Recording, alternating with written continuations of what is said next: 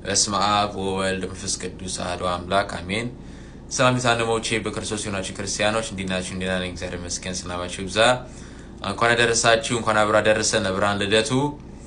ዛሬ የእግዚአብሔርን ፍቅር የእግዚአብሔርን ቸርነት የምናስብበት ጊዜ ነው።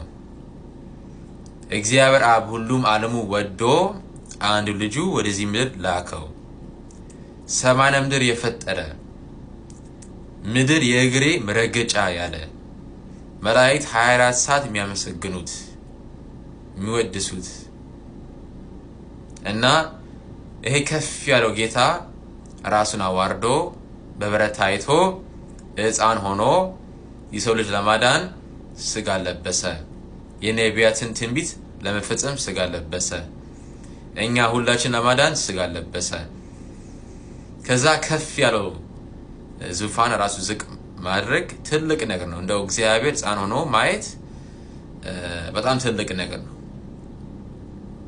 ሰው ልጆች ያልጠበቁበት መንገድ ነው አምላካችን ወደዚህ ምድር የመጣው። የተወለደበት መንገድ ራሱ በጣም የትህትና እና አምላካችን ክርስቶስ የሁሉም ኃጢአት የሚያስወግድ የዓለሙ መድኃኒት፣ ሁሉም ከኃጢአታቸውን የሚያድናቸው እሱ ነው እንዳለ ቅዱስ ገብርኤል ሊቀ መላእክቱ ቅዱስ ገብርኤል እና የክርስቶስ መወለዱ ትልቅ ነገር ነው። የአዳምና ሔዋን ጩኸት ሐዘን ሰምቶ ስጋ ለብሶ ወደዚህ ምድር ወረደ። ዳግመኛ አዳም ሆነ።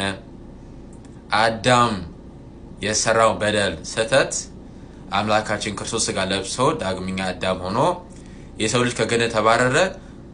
ደግሞ ክርስቶስ ደግሞ ምን አደረገ? እኛን በቸርነቱ በጸጋ ሀብተ አብ ሀብተ ወልድ ሀብተ መንፈስ ቅዱስ የሥላሴ ልጅነት ተቀብለን ወደ ገነት ተመለስን። የመንግስቱ ወራሽ ሆነናል እና አምላካችን ክርስቶስ እያሰበን ፍቅሩ እያሰበን መጓዝ አለብን።